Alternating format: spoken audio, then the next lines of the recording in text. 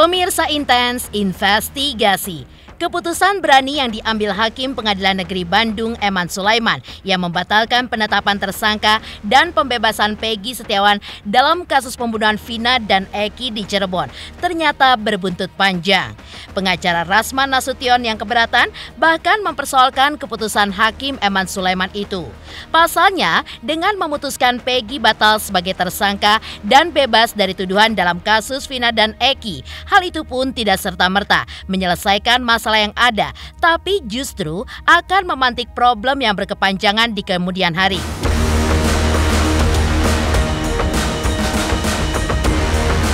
Karena itu, Rasman berencana melaporkan Hakim Eman Sulaiman ke Komisi Yudisial dan Badan Pengawasan Hukum terkait putusannya tersebut. Lantas, bagaimanakah respon pedas Farhad Abbas kepada Rasman Nasution terkait niatannya melaporkan Hakim Eman Sulaiman ke Komisi Yudisial? Di sisi lain, apa kata Farhad Abbas dan Krisnamurti terkait update PK klien mereka Sakatata? Sementara itu, apa pula alasan dibalik kekehnya Herwanto mendesak polisi untuk memeriksa Peggy asal Cianjur?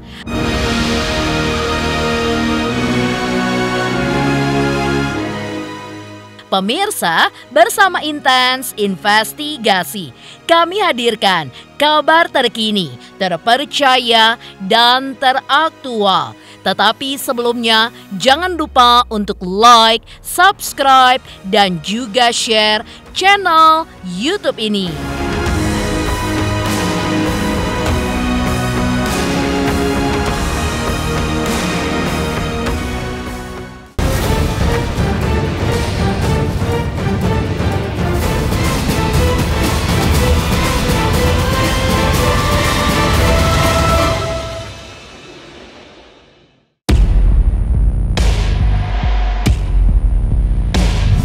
Keputusan di luar dugaan Hakim Eman Sulaiman yang memvonis Peggy Setiawan bebas dalam sidang pra-peradilan yang digelar di Pengadilan Negeri Bandung pada Senin lalu ternyata mengusik rasa keadilan Rasman Nasution.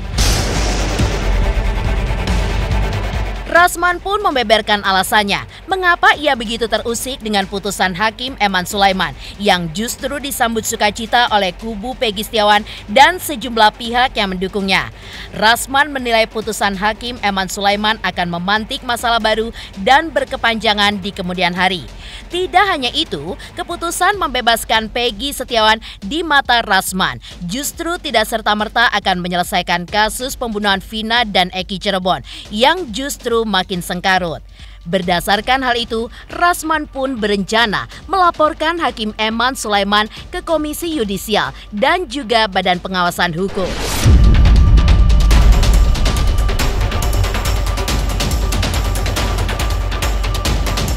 Dari awal bahwa putusan Hakim Eman Sulaiman ini sangat-sangat tidak cermat dan tidak menyelesaikan masalah.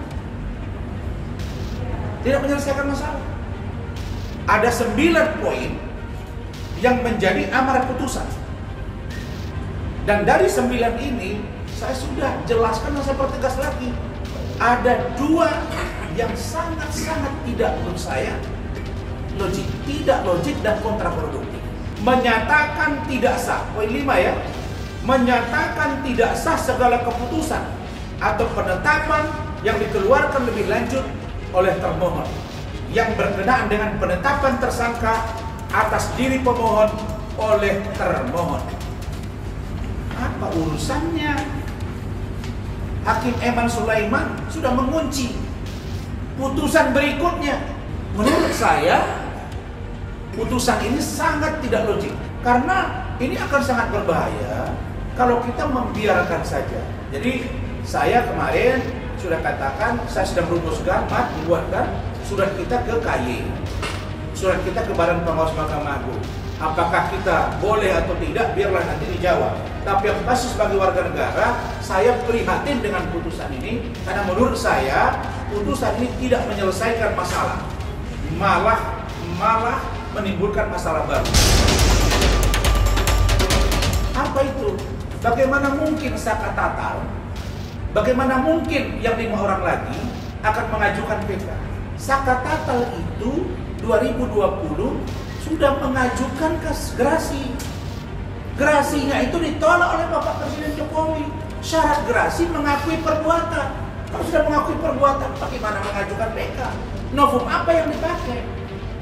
Yang kedua, 5 orang yang akan mengajukan PK yang dipegang oleh DPR Pradi itu juga akan mengajukan PK katanya. Tapi saya ingin tahu saudara, 2017 mereka sudah mengajukan pra peradilan dan pra peradilan mereka ditolak. Kemudian pertanyaannya apakah boleh? Ini saling nabrak ini. Hakim membatalkan putusan hakim, ini membatalkan putusannya. Jangan dong. Dan apalagi putusannya itu tidak mengatakan bahwa salah tangkap, nggak ada. Yang ada disebut itu administrasi, tidak dipanggil 3 kali, calon tersangka dan lain-lain. Tapi mengabulkan seluruhnya, seluruh rehabilitasi. Rehabilitasi siapa? Orang nggak disebut salah tangkap kok, proses yang salah itu. Masih kurang iya, makanya saya kira masih administrasi. Ini hakim seperti yang kakak bilang untuk ultrapit kita, ya kan, melampaui kewenangannya, itu yang akan juga kita ambil tindakan hukum untuk melaporkan.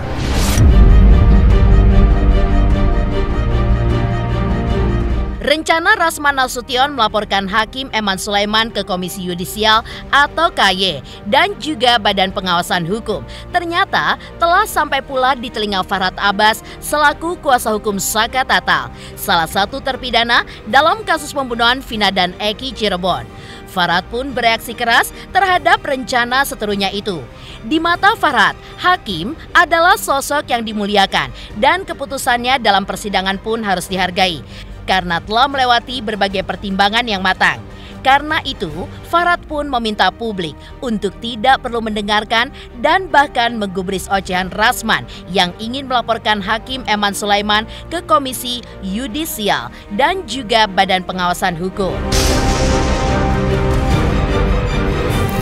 Kita itu pengacara, kalau udah dapat hakim yang benar, jangan macam-macam hakim ke KY laporin Komisi Yudisial, diam-diam aja kalau melaporin hakim. Pengacara, namanya pengacara terus tahu diri, mengukur diri, ya. Hakim itu adalah orang yang kita muliakan. Nah, kalau kamu mau ngelaporinnya, lapor aja surat, diam-diam aja. Ya kalau benar, kalau nggak benar gimana? Bisa nggak merubah putusan? Ini orang punya pengalaman nggak bagus. Dia dilarang masuk parkir aja ngamuk-ngamuk, ngamuk-ngamuk, teriak-teriak. Orang nggak ada sopannya gitu. Makanya kamu sekolah kesopanan dah, sekolah apa ya, selama menurut saya nggak usah didengarnya. Itu anggap aja dia kalimatnya kasar, ketemu orang itu cuma teriak kentut, itu doang mulut-mulutnya gitu. Kali ini ya, ingat ya, Ran, kamu nggak akan saya maafkan lagi. Kamu hanya bisa bertobat nanti di neraka aja. Di Indonesia udah nggak bisa dimaafin orang kayak gitu. Ini saya akan marah gitu. Dan terbukti kamu telah menzolimin orang-orang yang terzolimin ini. Kamu seolah-olah mengatakan membela orang yang dibunuh, tapi memang gitu. Emang ada yang setuju orang dibunuh di sini? Nggak ada kan? Tapi yang kita tidak setuju kan orang nggak salah dihukum kan? Kan kira-kira begitu, ya Chris? Jadi udah. Orang tidak salah dihukum. Jadi pengadilan udah tahu. Kalian itu udah nggak laku di pengadilan. Tak hanya sekedar meminta publik untuk tidak mendengarkan ataupun menggubris ocehan Rasman, Farhad bahkan menyentil Rasman untuk sadar diri sebelum melaporkan Hakim Eman Sulaiman ke Komisi Yudisial dan juga Badan Pengawasan Hukum. Kalau sekarang dia berkuar-kuar menyenggol-nyenggol saya, ya hati-hati kamu. Ngejek. Pengacara nggak boleh gitu. Sesama rekan aja pengacara tidak boleh saling sindir, saling maki. Ini mereka mau ganggu-ganggu namanya Asep Eman Sulaiman, ya. Tahu diri aja, kamu siapa? Ya, minta tolong sama tetanggamu aja kamu nggak akan ditolong kok. Betul nggak? Terkenal udah satpam di tetangganya paling pelit, nggak mau store iuran RT, ya, betul nggak? Tahu diri aja lah, ya. Itulah, jangan modal KTP ya. Kalau jadi pengacara itu dampingi terdakwa, dampingi terpidana yang orang terzolimin. Bukan dampingi orang saksi bohong untuk menjalani orang yang terzolimin ya. Udah gitu aja gitu. Sayang, mulai sekarang nama-nama kalian-kalian ini udah jelek di mata masyarakat Indonesia. Di mata hakim udah jelek. Ya, siapa sih orang yang pernah kamu bela bebas dan hebat sih? Nggak ada, ya. Mulai saat ini jangan lagi pakai mereka-mereka ini, nggak akan laku lagi. Walaupun nggak dibayar, tetap kita lawan dan kita menang. Ya, Amin, catat amin, itu. amin, amin. Ini cuma ngomong aja banyak aneh.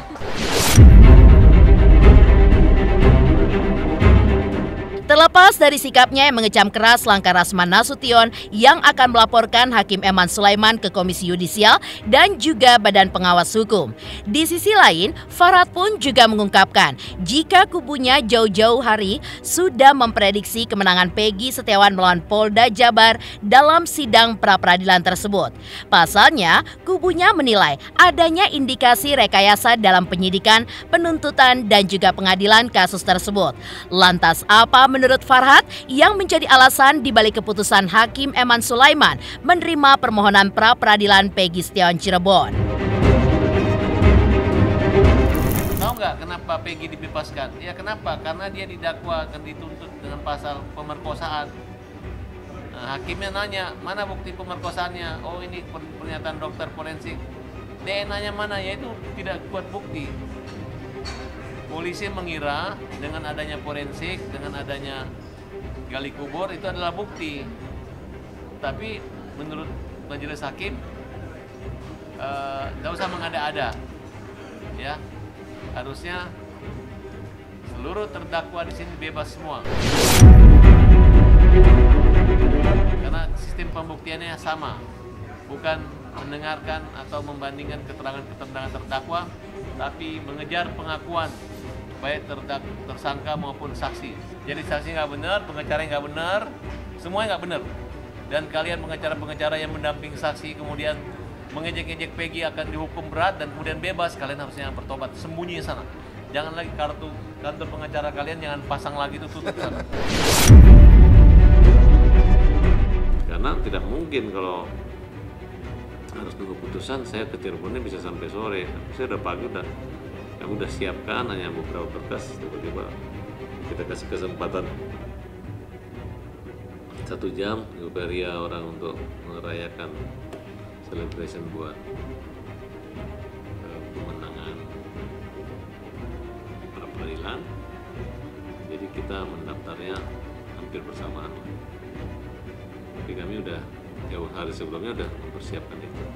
Hanya nunggu satu teman yang pulang dari Australia aja, Krisnamurti, sehingga kita datangnya Senin, harusnya dari 1 minggu sebelumnya. Ya selama ini aku nggak mau diejek orang ngomong doang gitu. Aku mau bukti di hukum acara peninjauan kembali upaya hukum luar biasa. Soalnya di sana itu ada grup pengacara kerja ngejek aja. Mana PK-nya, mana pra-peradilannya gitu. Jangan menghina, siapa yang menghina polisi? Kamu itu yang membela polisi, tapi ilmumu nggak kuat gitu. Akhirnya yang disalahin orang polisi. Pak polisi jangan lagi pakai mereka itu, jangan lagi suruh-suruh mereka kalau perlu buat pengumuman. Tidak boleh orang-orang seperti itu memakai nama-nama polisi. Karena polisi itu walaupun nggak dibela juga nggak apa-apa. Kan nggak ada salahnya di sini. Polisi itu tahu nggak? Boleh saya katakan polisi itu nggak salah. Kenapa? Karena jaksa yang P21 terima, berarti jaksa mengatakan sempurna. Nah berarti beban kesalahan itu ada pada jaksa. Ya udah lepas polisi. Emang polisi bisa ikut sidang di pengadilan? Tidak, jaksa. Yang mewakili negara itu ya jaksa. Makanya tolong eksaminasi itu jaksa. Apakah penuntutan, proses pembuatan dakwaan dan lain sebagainya sampai vonis, apakah sudah memenuhi standar daripada protap yang ditetapkan oleh Jaksa Agung gitu. Karena Jaksa Agung kan sekarang mencari jaksa yang berintegritas. Tapi kalau ada kejadian begini kan ada yang tidak punya integritas itu. Makanya santai, aku sih nggak anggap polisi bodoh atau polisi jahat. Justru aku anggap jaksa yang membiarkan kejahatan atau jaksa mungkin yang punya peran harusnya awal.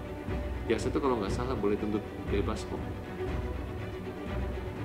Kalau memang fakta persidangan ini berbeda dengan BAP. Ini terbalik, BAP udah cabut semua. Kondisinya berdasarkan pertimbangan BAP kan. Ngapain?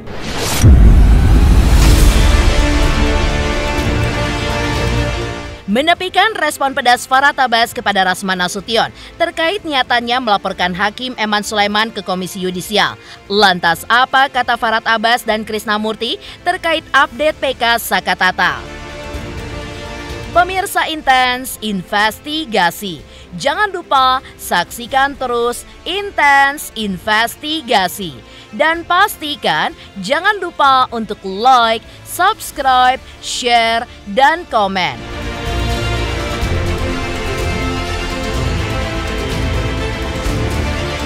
Selamat untuk Intens Investigasi karena sudah mencapai 3 juta subscribers di YouTube. Sukses selalu and all the best.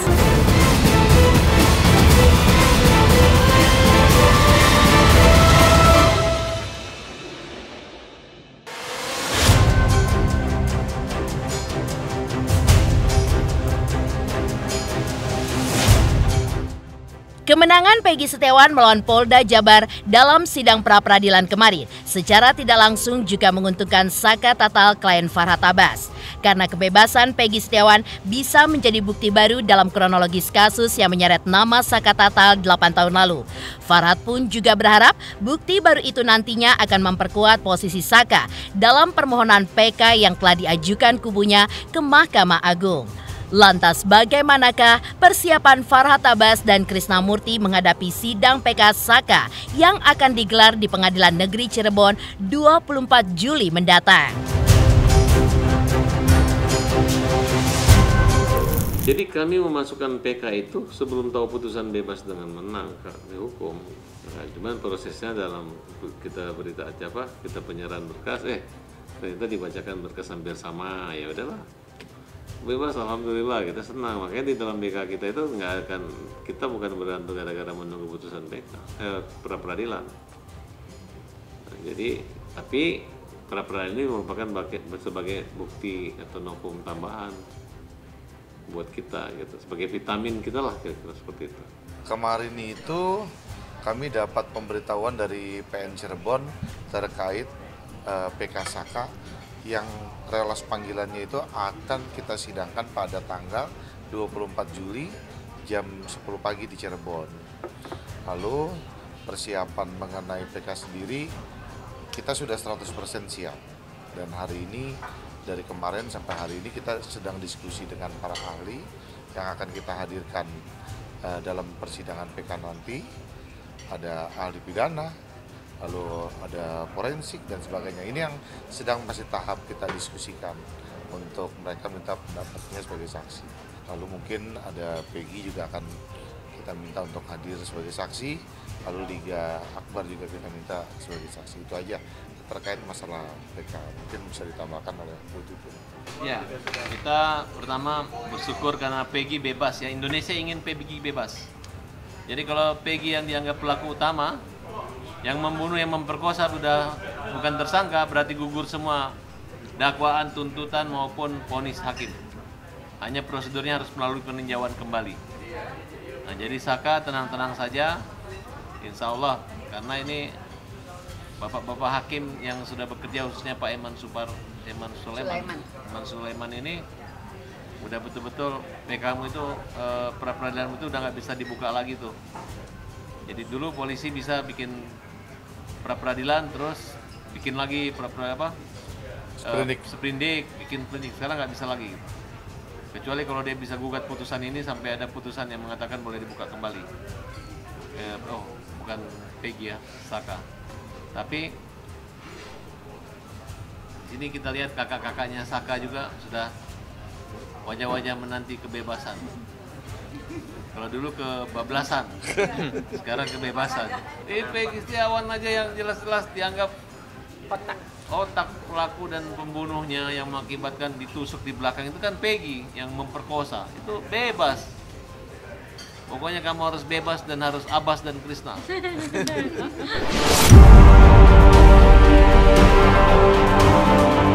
Langkah Spartan Farhad Abbas dan Krisnamurti dalam membela Saka Tatal. Di sisi lain juga memantik rasa terima kasih Titin Prialianti yang juga pengacara Saka Tatal. Pasalnya, dengan kehadiran kedua pengacara kondang asal ibu kota itu, Titin yang acap mendaku diri sebagai pengacara kampung merasa tidak sendirian lagi dalam membantu Saka untuk mendapatkan keadilannya. Lantas apa harapan Titin Prialianti untuk sidang PK Saka nantinya?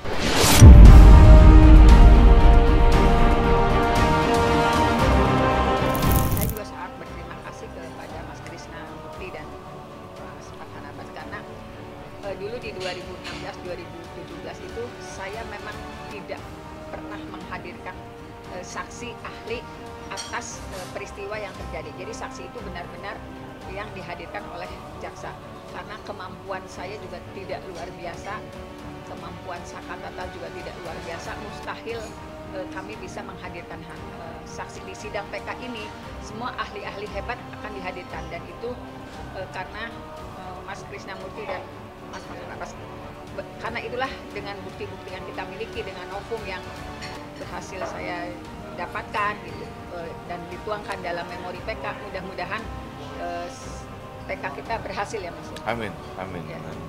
Kalau saya berharap sidang PK nanti akan jauh berbeda dengan sidang yang saya alami 2016-2017. Mudah-mudahan hakim pada sidang PK itu menyadari betul, memeriksa dengan seksama, kemudian mendengarkan dengan seksama saksi-saksi ahli yang akan dihadirkan ya Mas ya, sehingga suasananya berbeda. Bukan masalah viralnya, tetapi kembalikan ke hati nurani, kembalikan kepada keyakinan yang sebenar-benarnya. Apa sih yang terjadi dari peristiwa itu, sampai Saka yang punya keyakinan tidak bersalah, tidak melakukan perbuatan itu, sampai mendapat hukuman 8 tahun. Mudah-mudahan bukan sekedar viral, tetapi benar-benar dengan secara profesional menilai permasalahan yang ini. Memori PK kita dinilai, keterangan-keterangan saksi yang akan dihadirkan dinilai, novum yang kita hadirkan juga mendapat penilaian.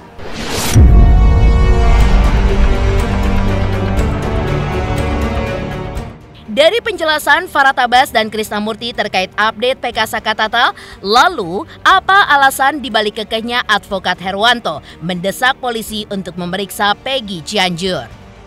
Pemirsa Intens Investigasi, jangan lupa saksikan terus Intens Investigasi. Dan pastikan jangan lupa untuk like, subscribe, share, dan komen. Selamat untuk Intens Investigasi. 3 juta subscriber, luar biasa sekali 3 juta. Ya pokoknya semakin sukses lah, dan bisa menghadirkan sesuatu yang memang baik untuk diperlihatkan.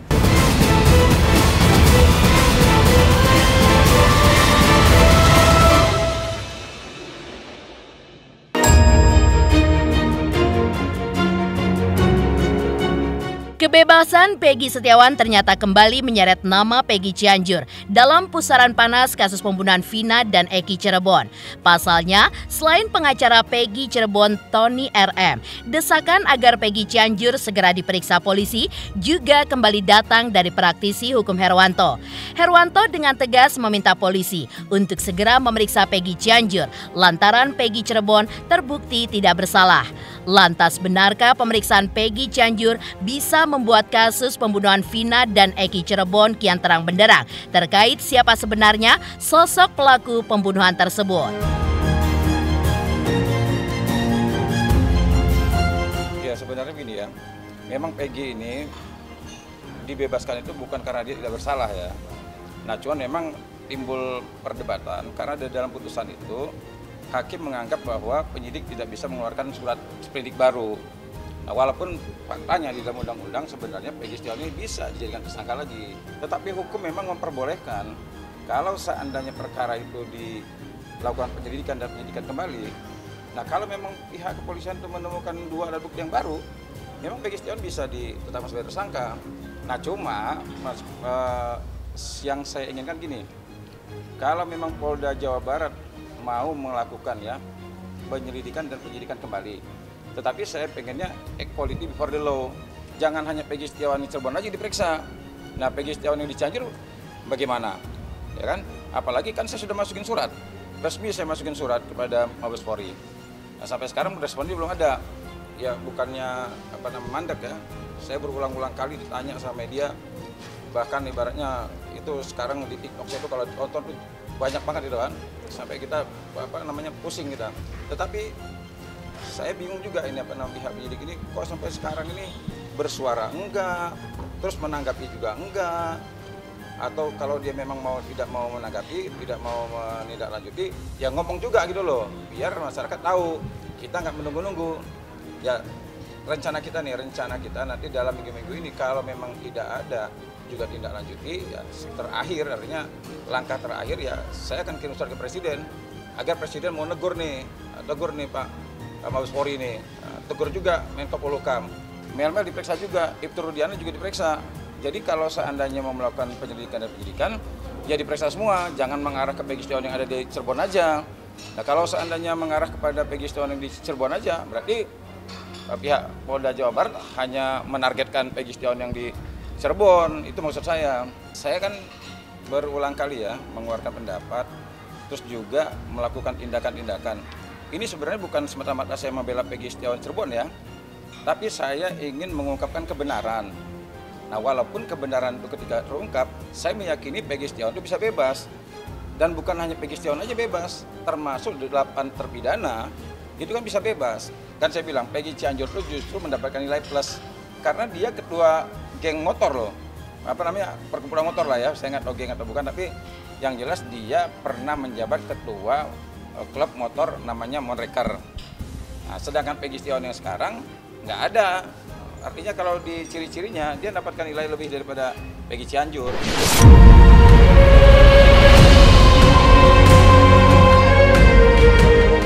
Pemirsa Intens Investigasi, jangan lupa saksikan terus Intens Investigasi.